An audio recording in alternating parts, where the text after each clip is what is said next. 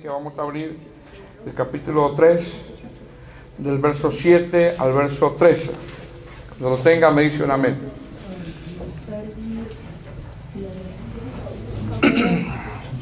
Apocalipsis, capítulo 3, del verso 7 al verso 13. ¿Lo tiene? Dice la palabra del Señor en el nombre del Padre, del Hijo y del Espíritu Santo. Dice: escribe al ángel de la iglesia en Filadelfia, esto dice el santo, el verdadero, el que tiene la llave de David, el que abre y ninguno cierra, y cierra y ninguno abre.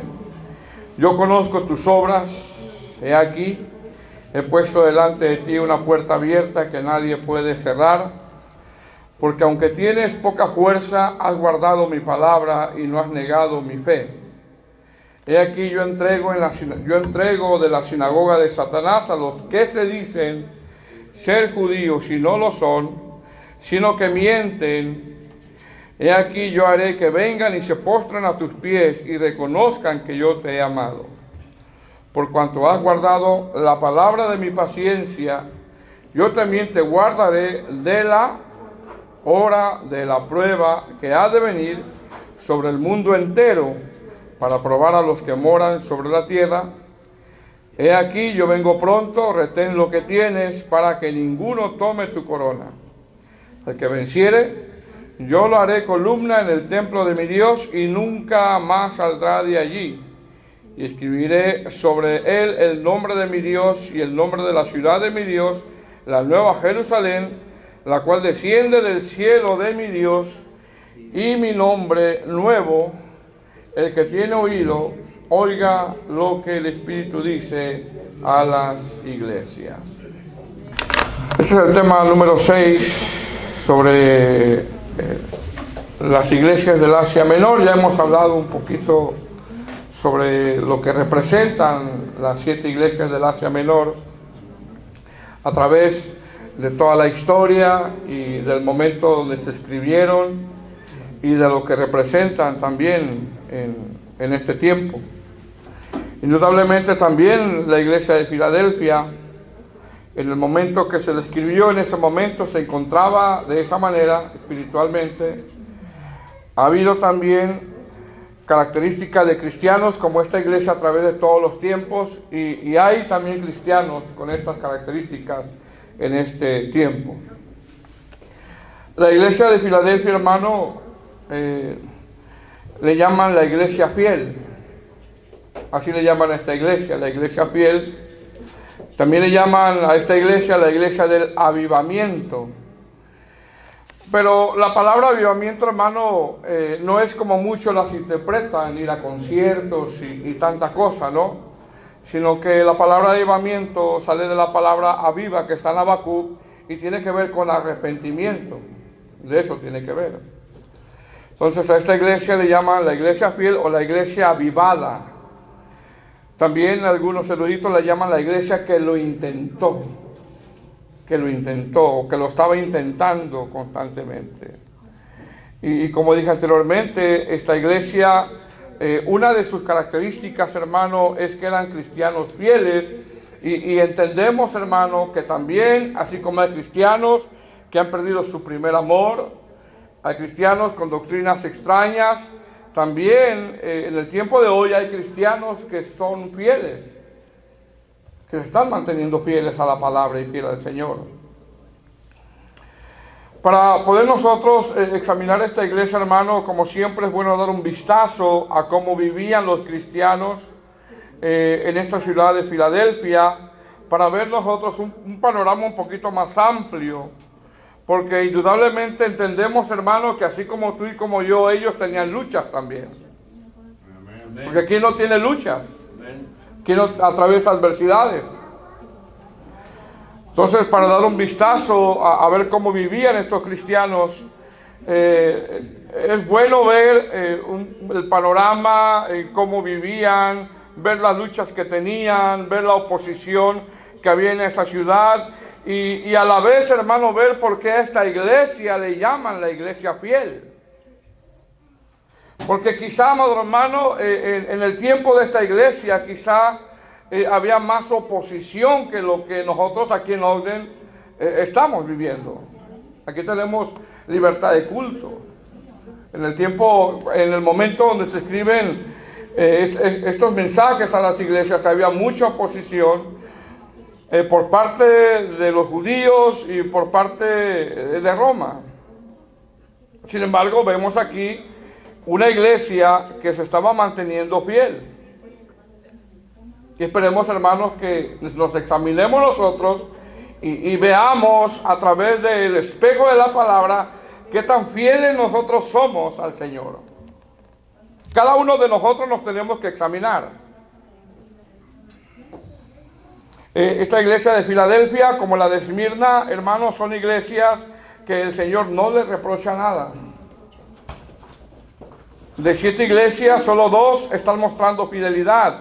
Y una vez más podemos ver siempre, hermano, que de muchos siempre hay un pequeño remanente. Siempre hay un pequeño remanente. La ciudad de Filadelfia se cree que la fundó un rey llamado Atalo, cuyo sobrenombre le llamaban Filadelfo o Filadelfio. Y Filadelfio significa amor entre hermanos o amor fraternal. La ciudad de Filadelfia era una ciudad pequeña realmente. Era una ciudad con tierra muy fértil para la agricultura, tenía muchos viñedos, realmente era una ciudad bella. En esta ciudad abundaba la idolatría, como en todas, se adoraba a Artemisa, diosa de la caza o la cazadora, se adoraba al dios del vino, se adoraba a Zeus, Afrodita, la famosa diosa del amor, y en el nombre de la religión había mucha prostitución y mucha inmoralidad. En esa ciudad había mucha inmoralidad y todo eso, hermano, estaba ligado a los falsos dioses donde veneraban en esa ciudad. El tomar vino en esa ciudad, hermano, era el pan de cada día. Era el pan de cada día. La idolatría era el pan de cada día. La inmoralidad era el pan de cada día. Era algo muy normal en ese entonces. No lo es, pero en ese entonces ellos lo veían como normal. En contraste de esta iglesia, hermano, podemos ver nosotros que esta iglesia, al estar situada en esa ciudad, podemos entender que había mucha oposición. Mucha oposición. A donde quiera que iban, tomaban vino. A donde quiera que iban, veían idolatría. A donde quiera que iban, había inmoralidad. Entendemos que con esto, que en esa ciudad, la corriente del mundo, hermano, era muy fuerte. Y estamos hablando de una ciudad pequeña. Imagínese usted. Una ciudad pequeña donde a la vuelta de la esquina te encontrabas con ese tipo de cosas. Mas, sin embargo, a pesar de eso, hermano, a pesar de que la corriente del mundo era muy fuerte, ahí había un grupo de hermanos pequeños que lo estaban intentando. Había un grupo de hermanos que estaban mostrando fidelidad a Dios. Había un grupo de hermanos que en medio de tanto pecado, hermano, estaban esforzándose por agradar al Señor. En medio de tanto pecado. Nosotros, al ver el mensaje que les manda el Señor a esta iglesia, vemos un mensaje realmente, hermano, alentador. Vemos un mensaje confortable. Porque hemos estudiado los otros mensajes y vemos que el Señor no se guarda nada, hermano. Les dice tal y como están espiritualmente. Mas, sin embargo, nosotros al estudiar esta iglesia podemos ver que el Señor les manda un mensaje alentador, les manda un mensaje confortable. Vemos un mensaje donde al examinar la vida espiritual de esta iglesia, mire bien, no le está reprochando nada. Y qué tremendo sería, hermano, que viniera el Señor y examinara tu vida y no te reproche nada.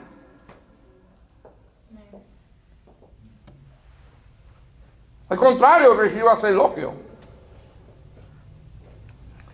Por otro lado, hermanos, según la historia del cristianismo, Ignacio de Antioquía, uno de los mártires de la iglesia, que se cree que fue discípulo directo del apóstol Juan, visitó varias veces esta iglesia, y cuando hablaba de esta iglesia, Ignacio de Antioquía se refería como: estos hermanos de Filadelfia están bien afianzados en Dios. Los hermanos de Filadelfia no vacilan. Los hermanos de Filadelfia no andan con un pie en la iglesia y con un pie en el mundo. Eso es lo que dice la historia del cristianismo cuando él los visitaba y veía su caminar. Ignacio de Antioquía afirmaba y decía que los hermanos de Filadelfia eran fieles al Señor, por lo tanto, hermanos, tenían muy buen testimonio. Bueno, el Señor ordena que se les dé un mensaje alentador, un mensaje consolador, un mensaje donde son elogiados por su fidelidad, porque si algo quiere de nosotros, hermano, Dios de nosotros es que seamos fieles a Él, porque Dios es fiel. Dios es muy fiel. Y la pregunta que nos debe surgir a nosotros, como dije anteriormente, ¿qué tan fieles somos nosotros al Señor? Porque regularmente miramos al hermano que está a un lado y podemos llegar, hermano, a juzgar qué tanto es fiel el otro hermano cuando yo necesito verme yo, qué tan fiel yo soy con el Señor. Entonces, ¿qué vemos aquí en esta iglesia? Vemos que esta iglesia realmente tenía la vida de Dios. Esta iglesia en un momento o en su momento recibió la palabra, hermano, así como nosotros. Esta iglesia había recibido doctrina, se había preocupado por atesorarla, por hacerla suya, y la estaban poniendo en práctica. Por lo tanto, el resultado fue que esta iglesia era una iglesia fiel. Esta iglesia es una iglesia, como he dicho, que el Señor no le reprocha nada, a diferencia de las otras iglesias, con excepción de la iglesia de Esmirna, la iglesia sufrida. Esta iglesia llevaba una vida que agradaba a Dios. Y mire cómo comienza. Versículo 7, ¿lo tiene? Dice: escribe al ángel de la iglesia en Filadelfia. Ya hemos repetido varias veces aquí de quién se trata cuando le habla al ángel. Amén. Vemos nuevamente que se está refiriendo al pastor de la iglesia. Le escribe al responsable de la iglesia. Le escribe al que es llamado, hermano, a impartir las doctrinas esenciales del evangelio. Le escribe a aquel que va a dar cuentas. Y uno de los principales llamados de un pastor, básicamente, hermanos, son dos. Número uno, la oración, y número dos, la palabra. Esas cosas un pastor no las debe descuidar. La oración y la palabra. Sin olvidar que el pastor tiene un hogar. Tiene que tener compasión por la gente. Es llamado a discipular, a vigilar, a advertir y a tratar junto con su familia. Mire bien, junto con su familia, de ser un ejemplo para la grey. Después de exponer a quien va dirigida, ahora el Señor se va a presentar y mire cómo se presenta. Dice: esto dice el santo, el verdadero, el que tiene la llave de David, el que abre, y mire lo que dice: y ninguno cierra, y cierra y ninguno abre. 4 cosas nombra el Señor aquí. Número 1, el santo. Número 2, el verdadero. Número 3, el que tiene la llave de David. Y número 4, el que abre y ninguno cierra. Y cierra y ninguno abre. 4 cosas menciona. La primera presentación que él hace es que es el santo. Y esto habla de su pureza. Esto habla de que no hay mancha en él. Esto habla, hermano, de que había una distancia muy grande entre Dios y nosotros. Mas, sin embargo, esa distancia se ha cortado ahora por medio de Cristo.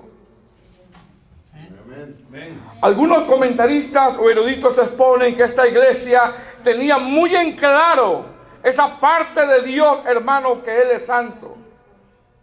Por tanto, se mantenían fieles constantemente rechazando al mundo. Estos eruditos interpretan que los mensajes que trazaba el pastor en esta iglesia se enfocaban siempre en la santidad de la iglesia, hermano. La santidad de la iglesia no es negociable. Se enfocaban tanto en la persona de Cristo y lo interpretan de esa manera porque hay un resultado de los mensajes. Guardaban la palabra. Guardaban la palabra. Entonces estos eruditos interpretan que los mensajes de este pastor casi siempre los trazaba a la persona de Cristo, lo enfocaban en la santidad de Dios. ¿Y el resultado cuál era? Es que esta iglesia guardaba la palabra. Hace algunos años se daba mucho, no sé hermanos si todavía, se daba mucho que entre pastores o predicadores hablaban y promovían la visión. No sé si alguno escuchó acerca de eso. Preguntábanle, oye, ¿cuál es tu visión? Y cada quien, hermano, tenía una visión diferente. Y decía, bueno, mi visión es esto, otro decía, mi visión es lo otro. Mi visión es tener un estadio, mi visión es tener un avión, mi visión es aquí, mi visión es allá. Hace algunos años una persona que se congregaba con nosotros se movió a California, me habló y se empezó a congregar en una iglesia en California y me preguntaba, pastor, tengo una duda, mire que en esta congregación donde yo voy, tienen una visión. Y la visión que tienen es que quieren comprar una pantalla gigante de $400,000.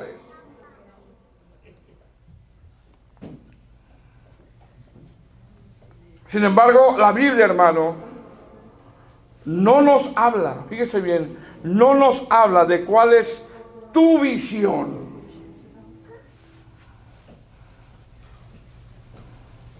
La Biblia nos habla de cuál es la voluntad de Dios. Amén. Y la voluntad de Dios es que vuestra santificación.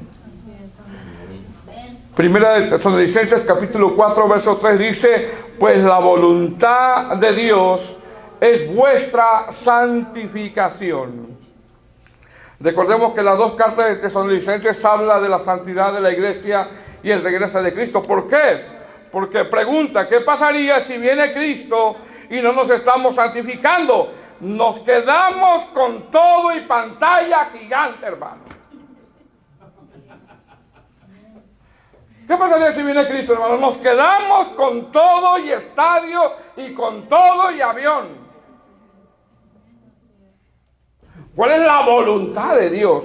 La voluntad de Dios es vuestra santificación. Porque si viene Cristo y nos encuentra santificados, hermano, entonces, amado hermano, nos vamos con el Señor. Hay que se quede el estadio. Hay que se quede el avión. Amén. Entonces, cuando Él se presenta como, esto dice el santo,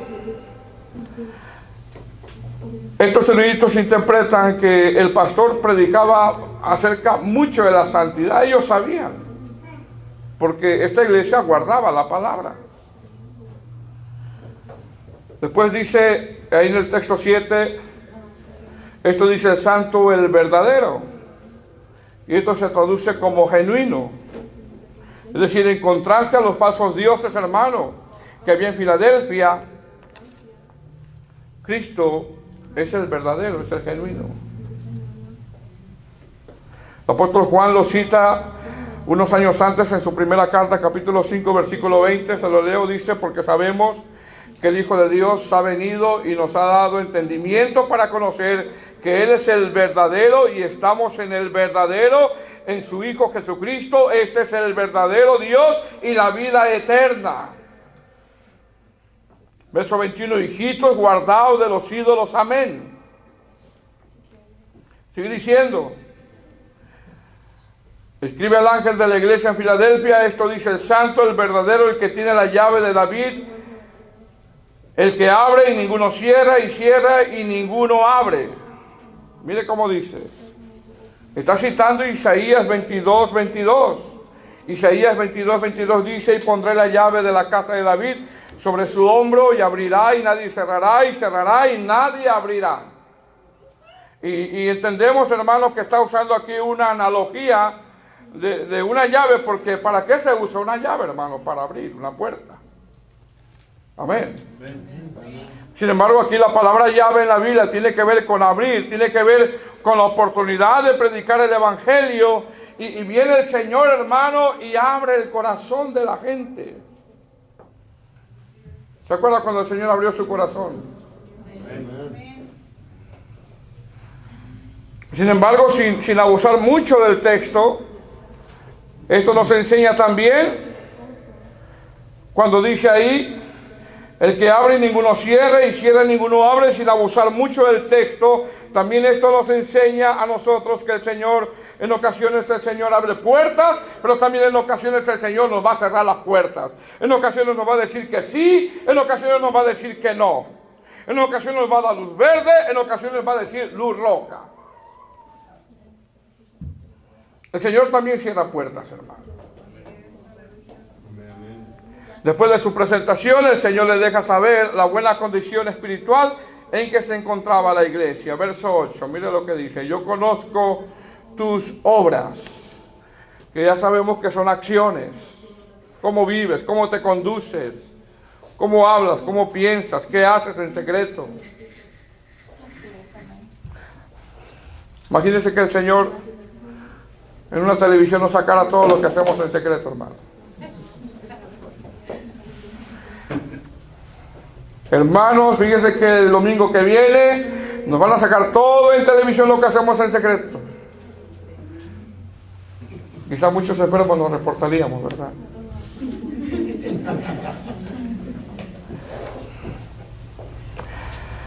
Dice, yo conozco tus obras. En este caso, hermano, a diferencia de las otras iglesias, con excepción de Esmirna, estas eran obras buenas.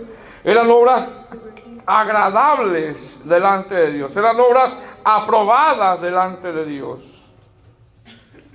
Sí, diciendo, he aquí, mira lo que dice, he aquí, he puesto delante de ti una puerta abierta.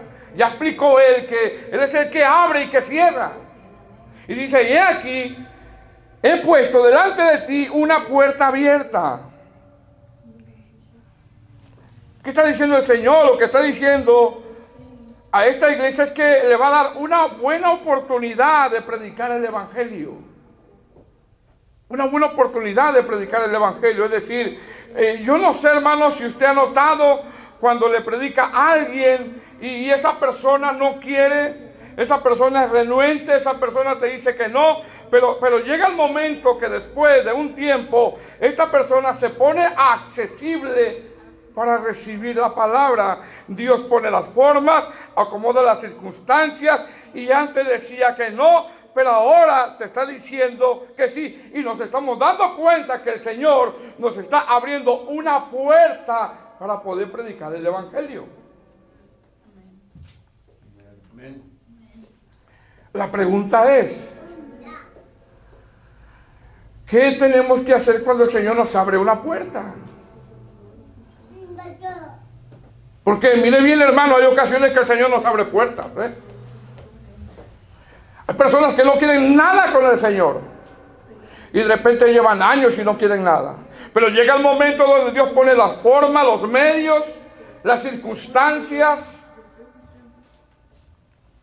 y de repente el Señor te abre una puerta ahí para que tú vayas o yo vaya, hermano, y hago un ladito yo el tiempo, hago un ladito yo las excusas y yo pueda ir, aprovechar esa puerta que el Señor, porque no es la gente, hermano, tenemos que entender eso, es el Señor.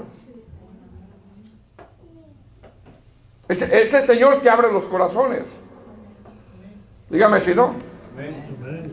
Entonces, ¿qué tengo que hacer yo? Aprovechar esa oportunidad. Decirle al hermano, ¿sabes qué, hermano? Ahorita vengo. Después dejamos el café para un lado, fíjate. Mira que hay una oportunidad ahorita ya de predicarle a esta persona que por años no quiso. El café puede esperar. Y yo no sé, hermano, si a ti el Señor te ha abierto puertas. De ir a alguien que no quería del Evangelio, pero en un momento dado, repito, Dios pone los medios, las circunstancias, y te abre las puertas para que tú puedas ir y predicar el Evangelio a esa persona. Porque ocupados, todos estamos ocupados, hermano. Dígame si no. ¿Cuántos están ocupados en la semana? Tenemos una agenda bien ocupada. Una agenda súper ocupada ahí en el Facebook.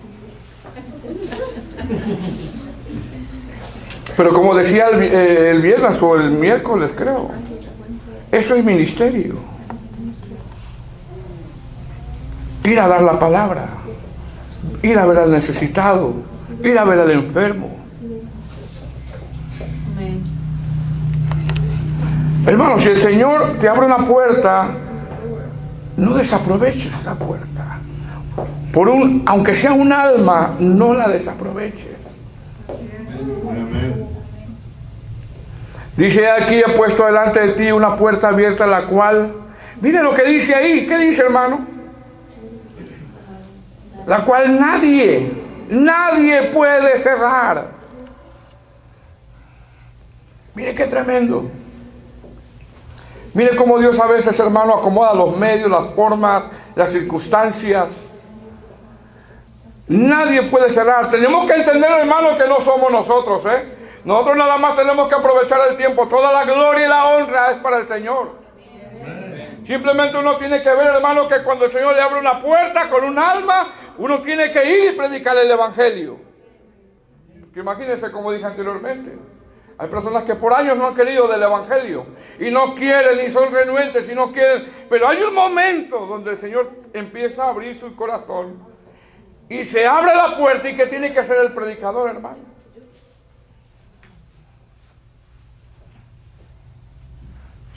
¿Qué tiene que hacer? Ir a predicar, hacer un tiempo.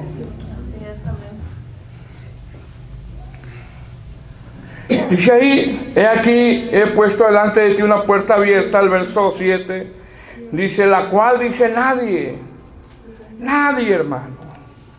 No hay diablo que la pueda cerrar, no hay demonio que la pueda cerrar. El Señor los reprenda. Cuando el Señor quiere salvar a alguien, lo salva. ¿Cómo que recibió la salvación? Sí, recibió la salvación, pero no quería. Bueno, el Señor lo salvó.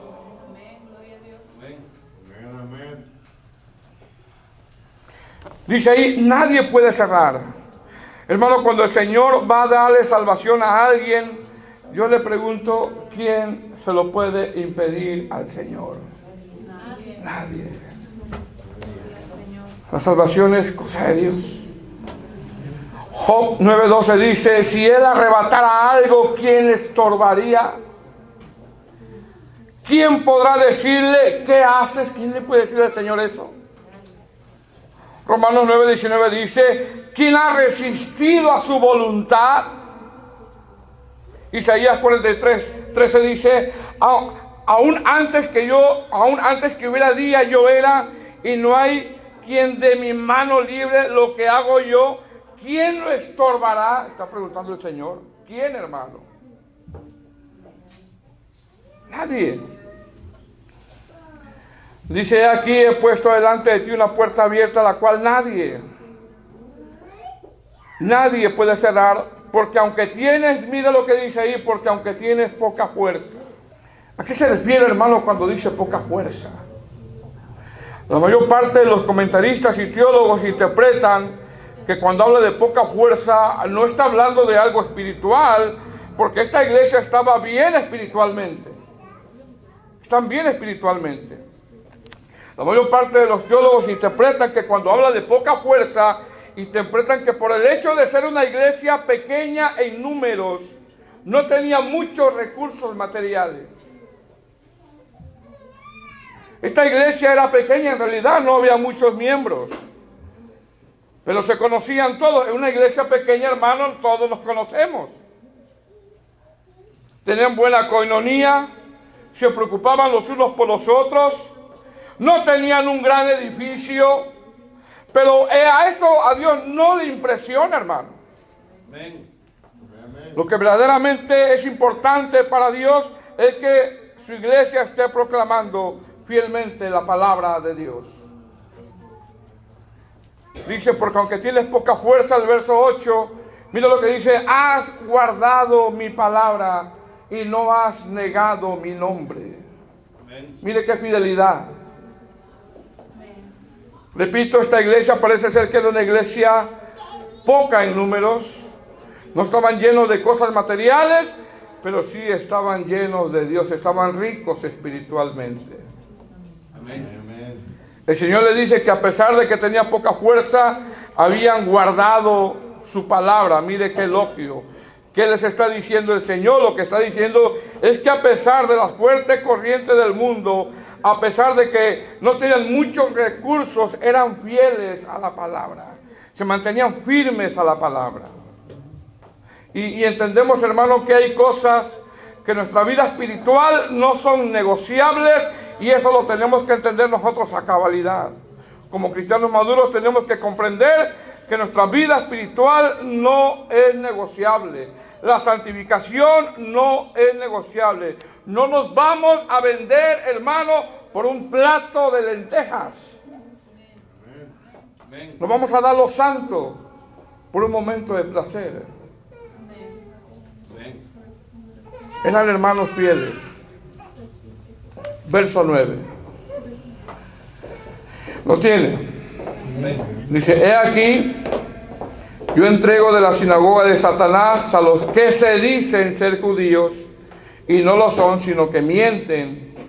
He aquí, yo haré que vengan y se postren a tus pies y reconozcan que yo te he amado. Es decir, no solamente la corriente del mundo, sino también falsos judíos que trataban, hermanos, de desviar la iglesia.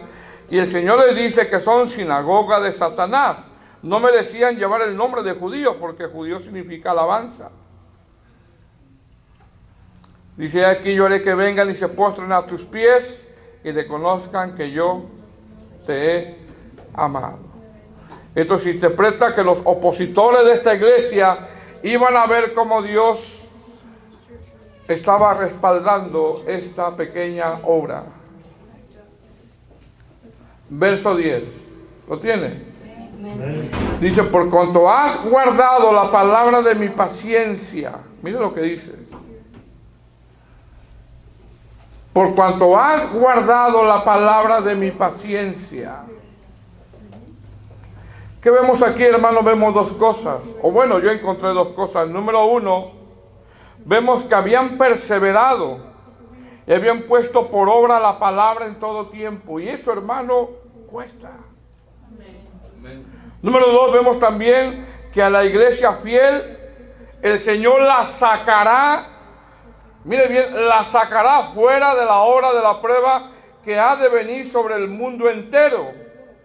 Y esto tiene que ver con el arrebatamiento antes de la gran tribulación. Porque dice de la, y eso es fuera de. Indudablemente, amado hermano, esta iglesia había abrazado la palabra a toda costa. Y abrazar la palabra, hacerla suya, ponerla por obra. Nosotros, hermanos, lo vemos desde Génesis hasta Apocalipsis.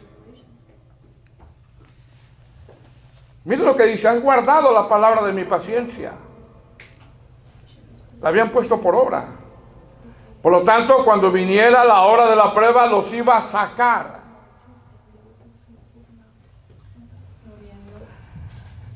Y repito, abrazar la palabra, hacerla suya, ponerla por obra. Hermano, ese es un requerimiento que el Señor nos ha pedido. Lo vemos desde Génesis hasta Apocalipsis. En Génesis, por ejemplo, el Señor le dijo a Adán y a su mujer: Le dijeron, de todo árbol podrás comer, menos del árbol de la ciencia del bien y del mal. Ellos tenían que guardar la palabra. En Éxodo 20 dice, y habló Dios todas estas palabras diciendo, yo soy Jehová tu Dios, que te saqué de la tierra de Egipto, de casa de servidumbre, y empezó a nombrar las ordenanzas. Tenían que guardar la palabra. En Deuteronomio capítulo 6, versículo 6 lo dice también, cuando dice, y estas palabras que yo te mando hoy estarán sobre tu corazón y las repetirás a tus hijos y hablarás de ellas estando en tu casa, andando por el camino, al acostarte, cuando te levantes, las atarás como una señal en tu mano y estarán como frontales entre tus ojos y las escribirás en los postes de tu casa y en tus puertas. Josué 1:7 dice, solamente dice, sé fuerte y muy valiente de cumplir toda la ley que Moisés, mi siervo, te ha mandado. Salmo 119:9 dice, ¿con qué limpiará el joven su camino? ¿Qué sigue? Guardando la palabra. Juan 14:15 dice, si me amáis, guardad mis mandamientos. Santiago 1:22 dice, mas sed hacedores de la palabra y no tan solamente oidores, engañándonos a vosotros mismos. Desde Génesis hasta Apocalipsis, hermano, la orden es que guardar la palabra. Guardar la palabra. ¿Qué le está diciendo el Señor? Por cuanto has guardado la palabra de mi paciencia. Por cuanto has guardado la palabra de mi paciencia. Es decir, esta iglesia en su momento, hermano, recibió el evangelio y ellos habían echado mano de la palabra. Esta iglesia se estaba conduciendo bien en la casa del Señor. Esta iglesia abrazó la palabra. Esta iglesia puso por obra, hermano, los imperativos de la palabra. Esta iglesia no negoció con la palabra. Esta iglesia no la cambiaron, sino que la hicieron prevalecer en la iglesia. ¿Qué vemos aquí, hermano? Vemos un elogio. Mire bien, vemos un elogio. Vemos una práctica de lo que habían recibido. Una práctica. Mire bien, vemos una práctica cuando el Señor les dice, por cuanto has guardado la palabra de mi paciencia. Nosotros vemos que ellos habían recibido la doctrina, la palabra, y vemos una práctica de lo que habían recibido. Vemos llevar a la práctica lo que se le conoce en la teología como la ortodoxia o la ortopráctica. Es decir, mire bien, tomaron las verdades del evangelio, la salvación por gracia, la regeneración por gracia, la justificación por gracia, la santificación por gracia, doctrinas no negociables. Tomaron los imperativos, las órdenes, las instrucciones y lo llevaron ellos a la práctica. Lo llevaron a la práctica. Pelee la buena batalla, hermano. Amén. Amén. ¿Qué le dice el Señor? Por cuanto has guardado, mire que lo dijera el Señor así, por cuanto has guardado la palabra de mi paciencia. Tomaron las verdades del evangelio, hermano, y ellos la llevaron a la práctica. ¿Qué estaba haciendo esta iglesia? Estaban caminando a la luz de la palabra. ¿Qué iba a hacer el Señor, por lo tanto? Dice ahí, yo también te guardaré de la. No dice en la. En la significa dentro de. Dice de la, es fuera de. De la hora de la prueba que ha de venir sobre el mundo entero para probar a los que moran sobre la tierra. ¿De qué está hablando ahí? De que antes de que venga la gran tribulación, hermano, el Señor sacará a su iglesia. Pero ¿a quién los va a sacar? A aquellos que han guardado la palabra. Aquellos que han tomado la doctrina y la han hecho suya. Aquellos que han hecho de la palabra una práctica. Las verdades del Evangelio que recibieron ellos en su respuesta a esa gracia, hermanos, las llevaron a la práctica. Estos hermanos llevaban una vida que agradaba a Dios. Este es un mensaje no a inconversos, porque un inconverso no puede aplicar la palabra, hermano. Usted va a ver que va a tratar, pero no va a poder. Alguien que no ha recibido la salvación, se le es imposible aplicar la palabra. Dice, por cuanto, es decir, como resultado de ser una iglesia fiel a la palabra, si en la medida que la iglesia sea fiel a la palabra, en esa medida va a ser nuestra santificación. Por cuanto has guardado la palabra de mi paciencia, dice, yo te guardaré de la prueba que ha de venir sobre el mundo entero para probar a los que moran sobre la tierra. El Señor termina con una advertencia, como decir, mantente en ese estado espiritual en el verso 11. Dice, he aquí, ¿qué dice el Señor, hermano? Yo vengo pronto. He aquí, yo vengo pronto. Retén lo que tienes para que ninguno tome tu corona. La palabra retener, hermano, es abrazar, es aferrarse. Verso 12, al que venciere. Mire que la vida cristiana, hermano, es un camino de resistencia. Venza, hermano. Venza. Vence ese sueño. Pelee la buena batalla de la fe, hermano. Jálese aquí. Amén. Amén. Al que venciere, ¿qué tiene que vencer primero?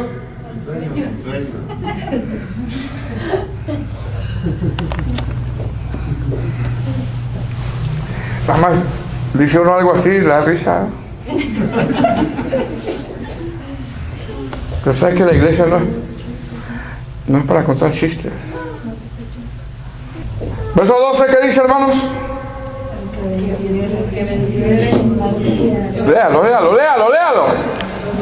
Yo crearé columna en el templo de mi Dios. Nunca más saldrá de allí. Escribiré su nombre y el nombre de la ciudad de mi Dios, la cual desciende del cielo. Amén. Aleluya. Al que venciere.